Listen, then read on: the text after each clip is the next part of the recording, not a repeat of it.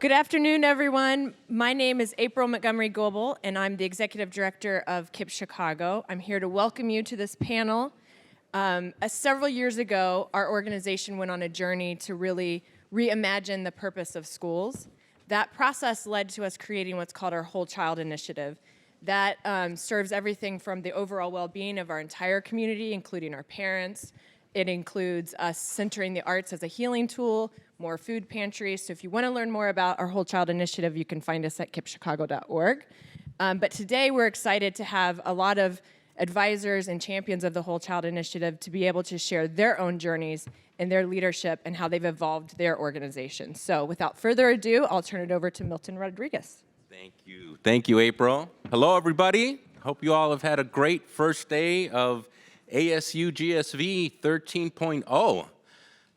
We're super excited for our panelists up here. We're super excited to have all of you join us for what we feel is the most critical 4:40 conversation of the conference, right? Right before happy hour. So take notes because you have to score a 60% on the assessment test before you can leave. So just word of advice.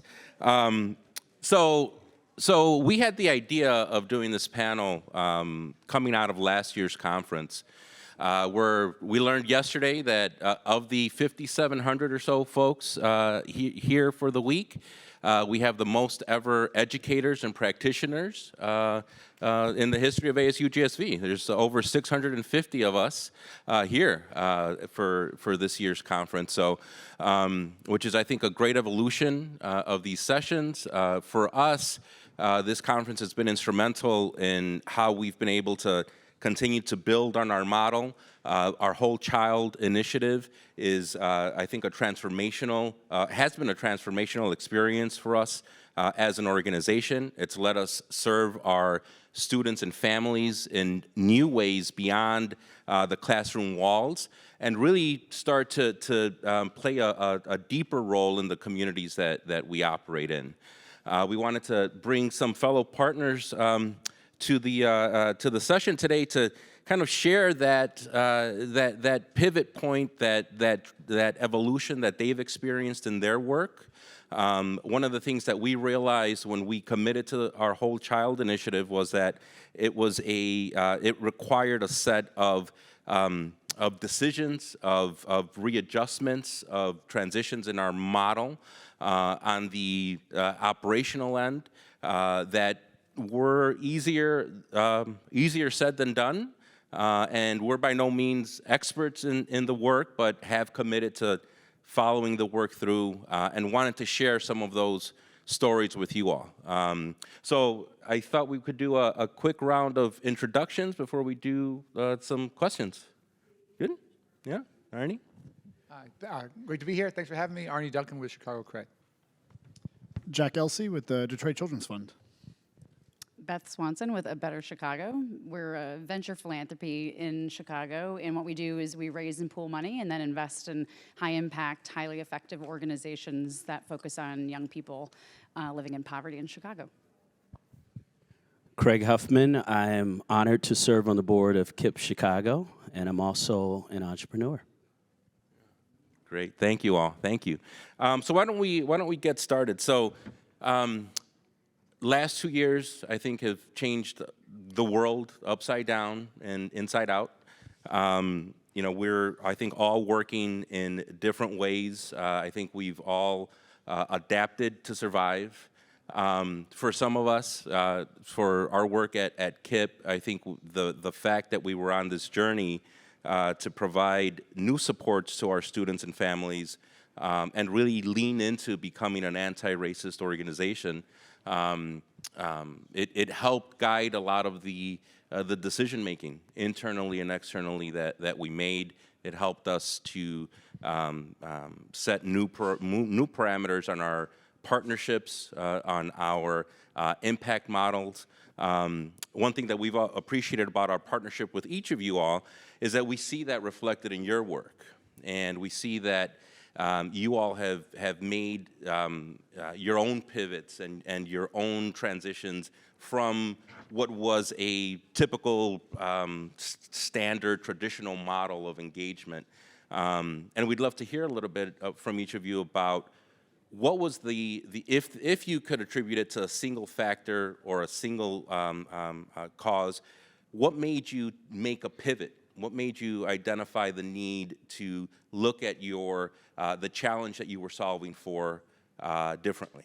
And we can have a conversation style. We don't have to clip through, each one. But Arne or Jack, or any thoughts?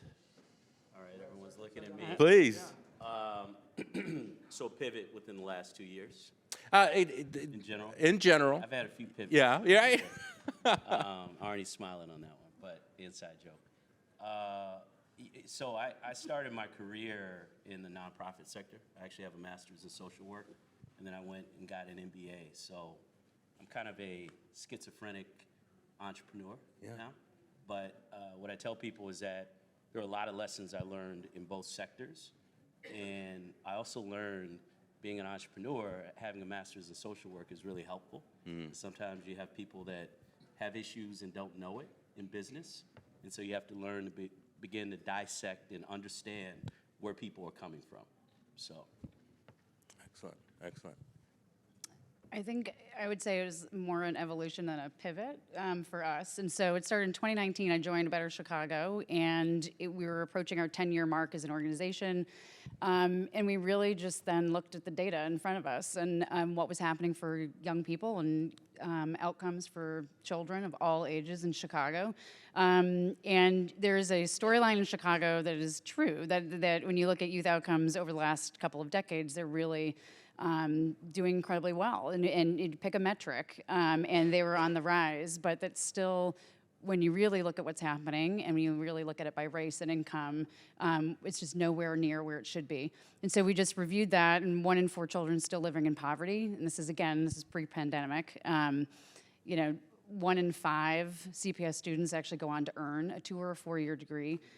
We saw housing instability on the rise. We saw food access issues. And again, this is a pre-pandemic. And so, we started to put into place a plan to say, okay, how can we better invest in our young people? And instead of traditionally thinking about education investments, as everyone knows, it's a complex Venn diagram of issues that young people in poverty exist in. And instead of just picking one circle, we said we've got to start thinking about how we do more holistic supports and come at other investments to accelerate the outcomes we want to see. So food, basic needs, essential needs, social, emotional, trauma, how young people deal with trauma in Chicago. And so, we really just, we started with that. We started with just looking at the actual data in front of us and said we need to become the change we want to see. And so we started to evolve. Excellent. So Detroit Children's Fund is an organization that raises money and makes investments in school quality in the city of Detroit, and we've been doing it for about 5 years. And I think similar to Beth, when you look at outcomes, pick your metric, in Detroit, we often appear among the lowest in the country. And the pandemic, in so many ways, exacerbated that. So, from an external perspective, though, we were in so many ways already walking a tightrope in Detroit, and then the pandemic hit, and it broke systems. It broke the teacher pipeline. It broke what modest student achievement gains were being made immediately pre-pandemic. It stopped those in its track. And so I think, we sort of had this internal look to say, in a city that it has 200 schools that is largely decentralized, our district runs about half of the schools, and charter schools run the other half. We have 20 plus operators of those charter schools. Who is answering those big questions for the whole city? Who is thinking about, as each individual school is trying to get the next teacher or understand how they can recruit the next class of students? some of those problems are too big for any one principal or charter network or even the district that only serves about half of the schools to solve. And so we looked outward and said, what are the big problems that we ought to try to take on, and how do we do that respectfully? How do we do that the right way? And in doing that, it also forced us to look inward and say, if we're insisting in our school improvement work, for instance, that educators ask tough questions about how to adopt anti-racist practices in their schools, doesn't that mean, unless we want to be hypocrites, that we have to ask those same questions of ourselves? And so, I don't. It's sort of hard to say where we are in that journey or whether we're achieving our goals. But I think we continue to try to ask ourselves those questions. I would say the sort of best example of that is we literally transformed our hierarchy within our organization. And we moved away from a sort of single line, sort of singular leader as the executive director with staff to a partner model to try to ensure that more diverse voices were at the table. That's excellent. That's excellent. Yeah, pivot's an interesting word. Maybe it's a pivot, maybe it's an evolution. But Beth and I were at Chicago Public Schools, lots I'm proud of. We can talk about that on another panel. But on my watch, in 7.5 years, we had a child killed every 2 weeks due to gun violence. And everything else, academic achievement, labor management, budget, operations, you name it. I don't say any of that was easy, but it was all much, much easier than going to those funerals, going to those classrooms where there's an empty desk and talking to a class of traumatized kids and trying to make sense of senseless, meeting families 99% of the time after they had just lost their young son or daughter. My wife and I had 2 young kids then.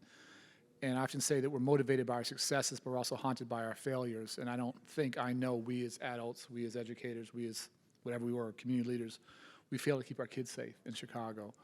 And I kept a drawing above my desk at CPS, a young man, probably 12 or 13, gave to me when I visited school. It's a picture of him climbing up a ladder. And he wrote on it, "If I grow up, I want to be a fireman." And for me, it was always when I grow up. For most of us, it's probably when we grow up. But that is so real. It's like, if I grow up. And so coming home to Chicago from D.C., just knowing that things had actually gotten worse, which I didn't think was possible, trying to work in this anti-violence space, trying to reduce gun violence. I would love to get back to education at some point, but when we're talking about deferring gratification, going to college, doing all that, if our kids are literally just trying to survive, we're speaking Greek, we're speaking a foreign language. And not saying I was out of school, I just interviewed some of our guys, Antonio's in the back. Most of his friends died before they get 21. Like, he did not think he was going to live to 21. He just turned 22 and we didn't think he'd make it 22. And we desperately wanted him to make it 23, and that's not a given. Right. And so that's our reality, unfortunately. Right. So I think a lot of what we're all working, we all work in, I think, established systems, right, that we are working with. We're trying to disrupt in a lot of ways. And change is hard, right? Like, I think it's hard to commit to change.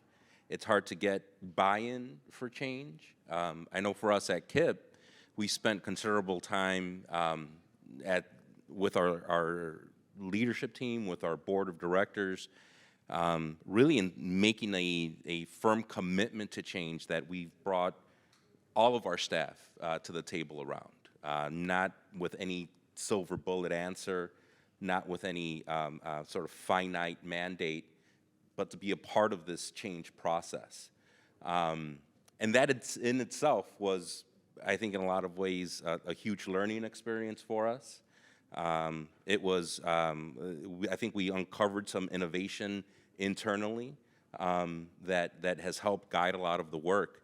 Can you share a little bit about how you all have kind of sold it or got that buy-in from your internal stakeholders, your investors, right? I think for us that was a big piece that was part of the initial conversation. So would love to hear a little bit about that, the challenge to get the people on your team around your table pointed in a new direction.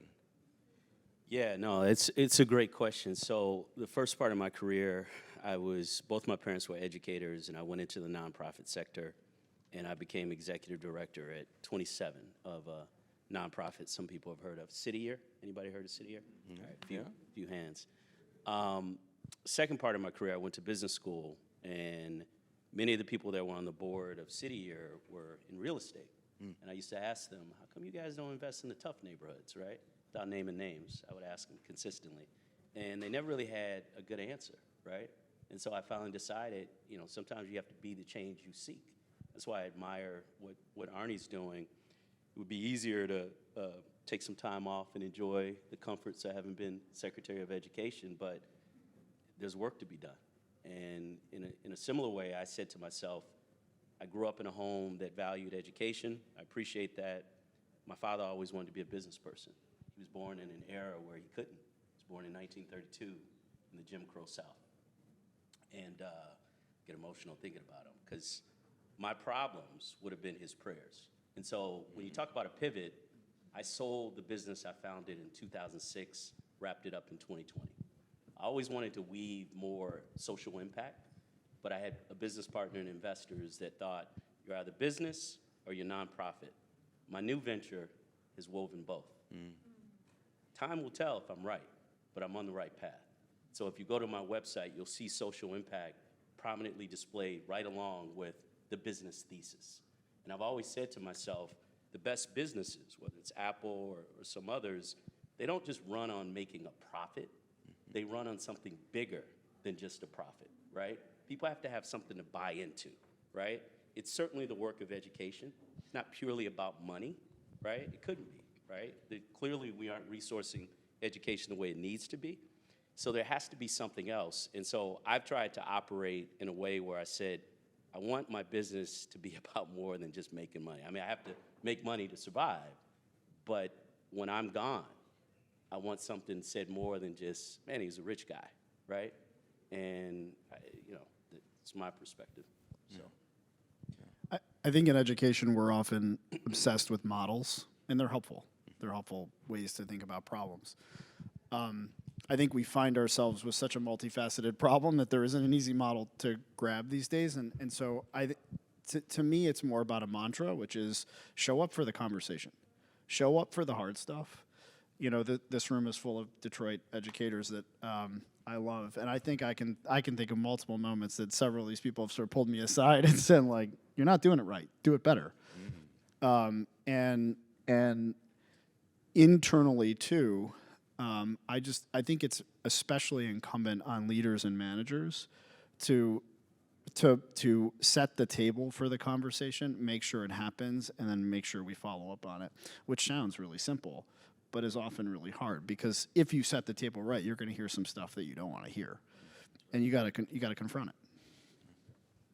Yeah, similarly, we did basically a 360 on the organization. And again, sort of used I was new, we were kind of at our 10-year mark, so it was an easy, let's just ask everybody, all constituent. We have from donors to our ultimate beneficiaries, right? And so there's lots of layers and lots of different constituents. But I think for the first time, I don't know if it was the first time, but it was, my first time in this role doing this, but of really listening to all those voices equally. I feel like, it was interesting what you just said, like you're picking the path that people say couldn't happen, right? It's like either do this or this. And I feel like we're constantly put forced into those binary choices.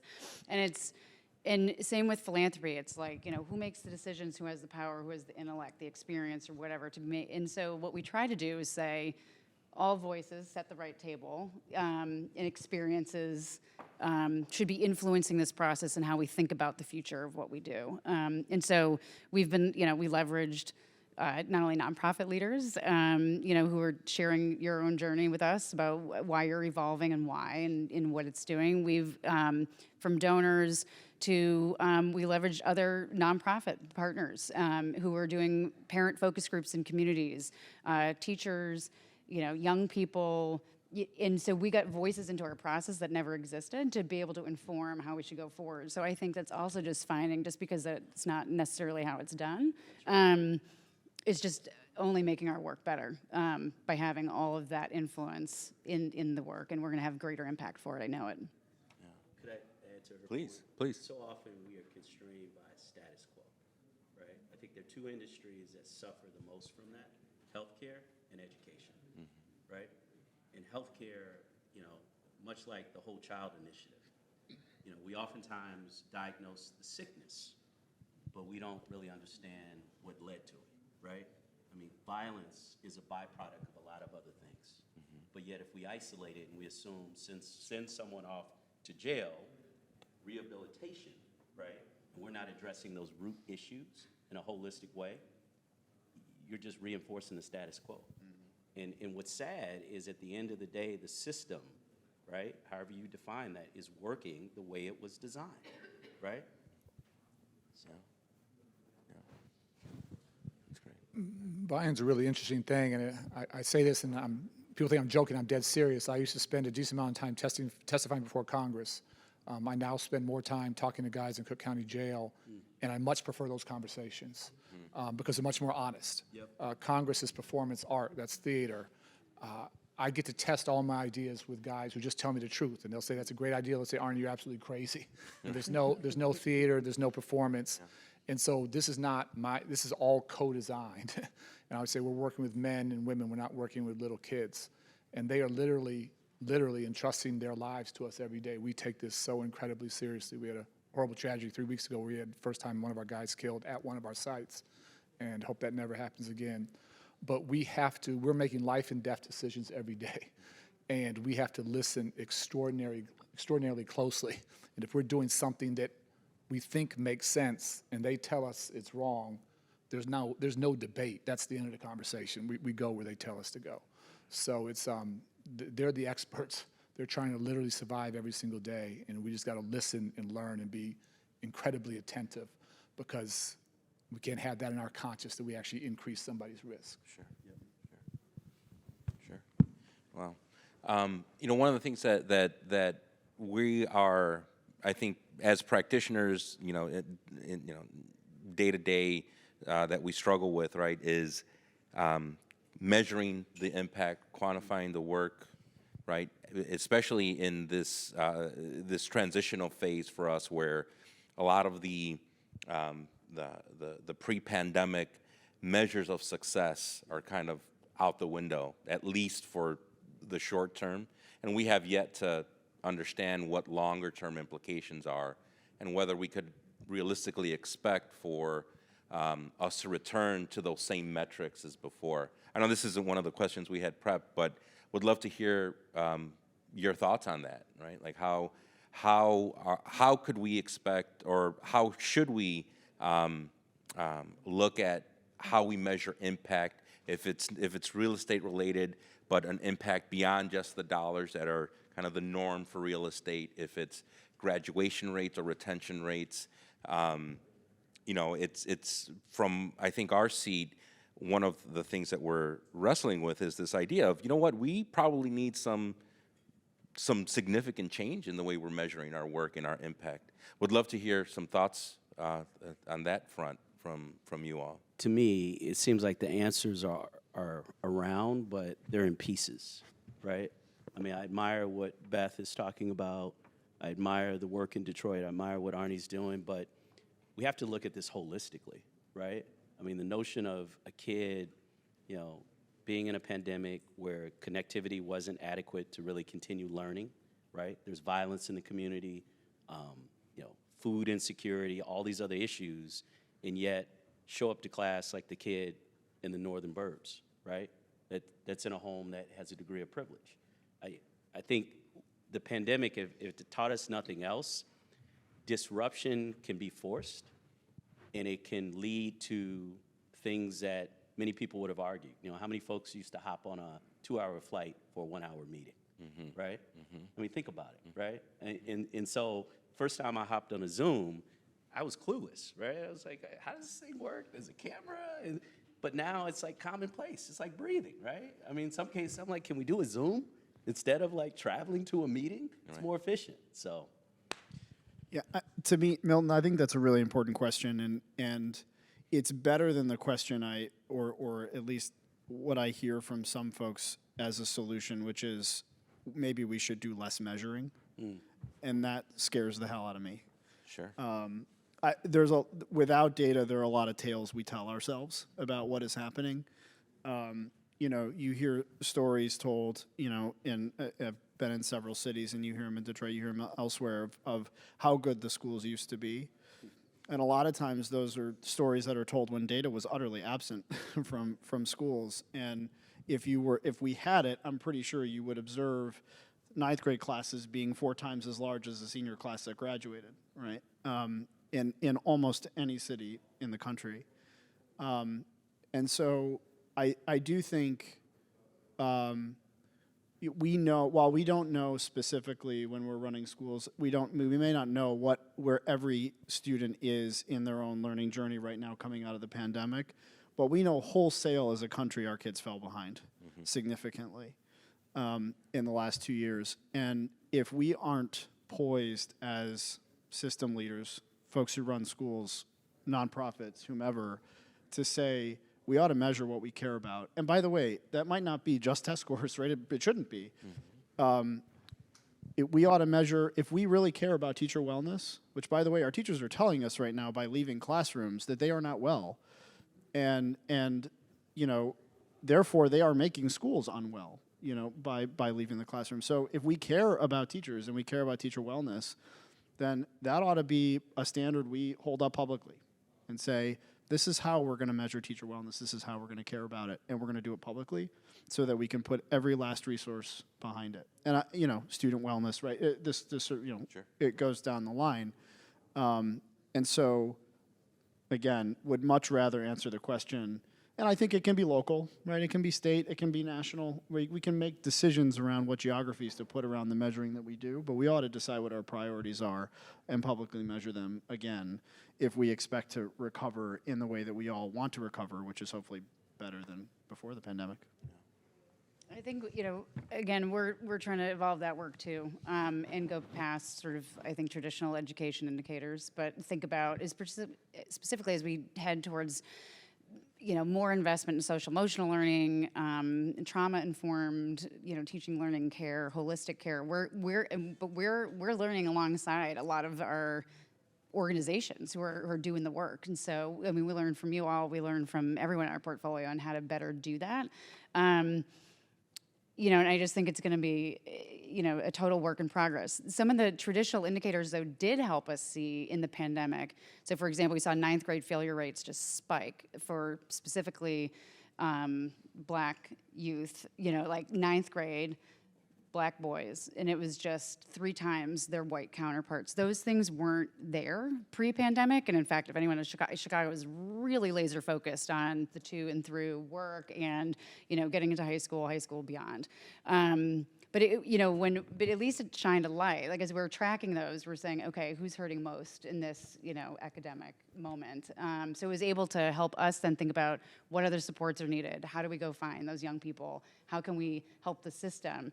You know, and again, the system, and just thinking about how we've evolved our work, you know, they were struggling and they were having fights politically about just getting kids safely back in buildings. Like it wasn't about what else should we be doing for children? What do children actually need? It just became mask or no mask, in or out, immunization cards not, and it was just. But again, back to your point, just shoving them right back into the old system.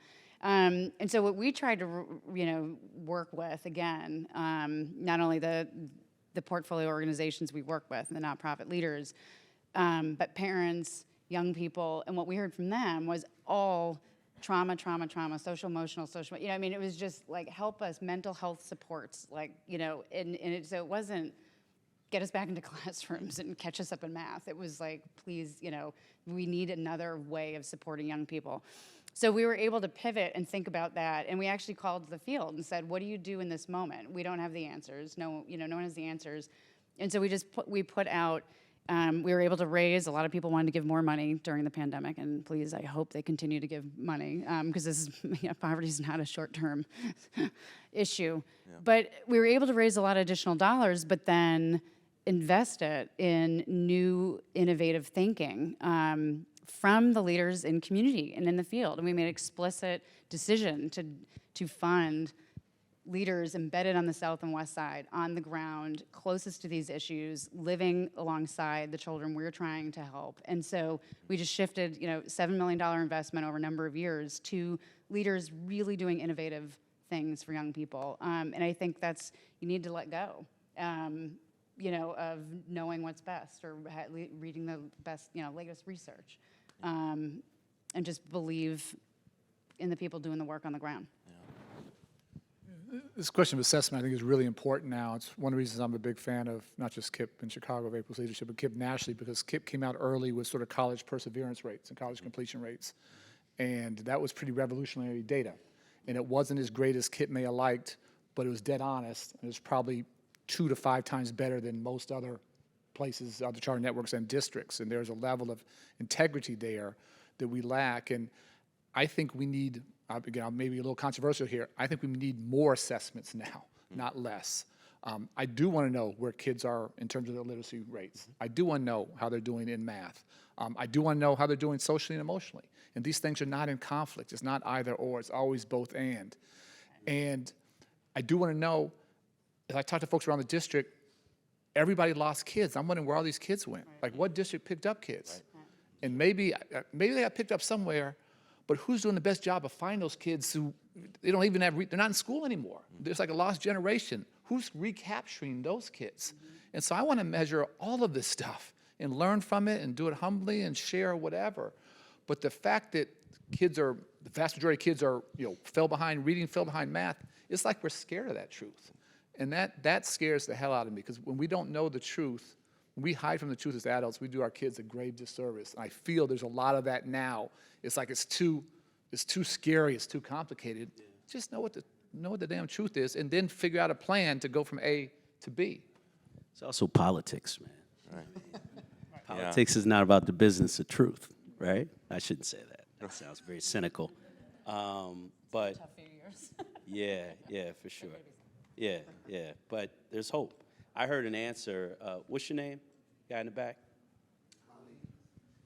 Ali? Ali, I think it was you that talked about, or may have been the other young man, talked about what we're teaching our kids. We also have to look at.